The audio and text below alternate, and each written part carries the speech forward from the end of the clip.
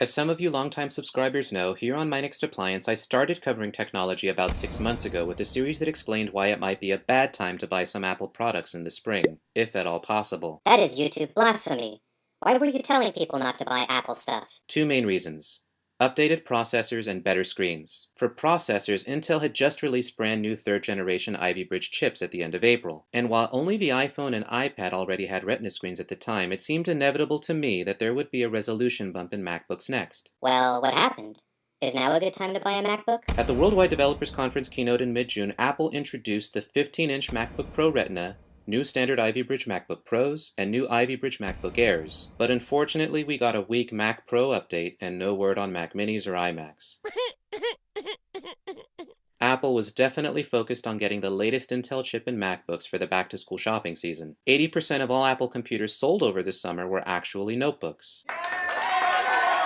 In July, I did a video that talked about why Apple might need an iPad mini to compete with Amazon and Google, and it now turns out that Apple was slipping in the tablet market over the summer. While iPhone sales over the summer were up 56%, iPad sales were up only 9% year over year.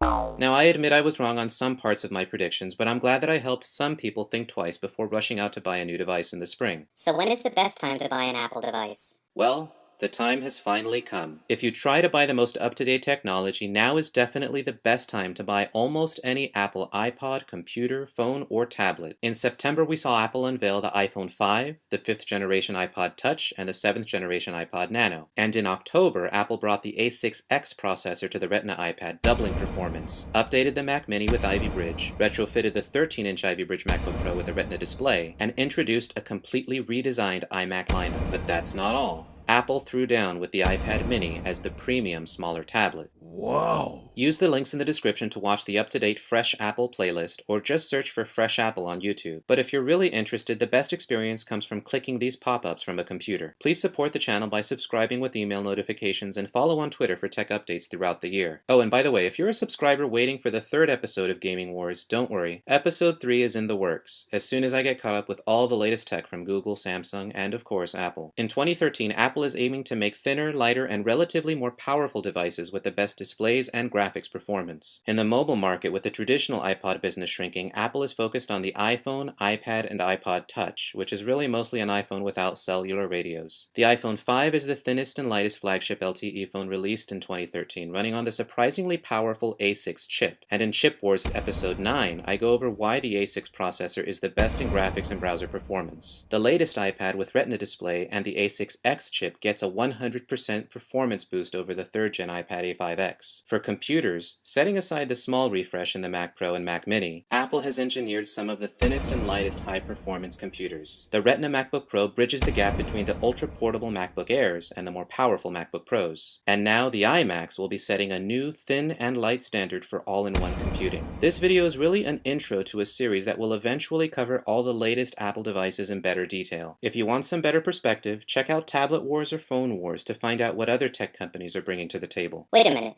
Are there any devices you wouldn't buy today? Actually, yes. Looking at design hints in the iMac, and how people are using tablets as small movie devices, I would not invest in a high-end TV. I can imagine a future where all small bedroom TVs are replaced by tablets, and large living room screens become thin iMac-type devices. The only challenge is getting better content for these devices. But I'll save these speculations for another episode. To find the best prices for tech devices, please support the channel by clicking the Amazon links below and reserving any sale prices to your cart. Thanks for the feedback in the Gaming War series. They take a lot of time because I want to give proper credit and awesomeness to the companies that introduced many of us to the power of technology. Hit that like button if you're still interested. If you're a new viewer, please like, comment, share, and subscribe with email notifications to join My Next Appliance, where we try to keep up with innovation everywhere and the companies behind it. You can also follow a Twitter account for news and good tech deals.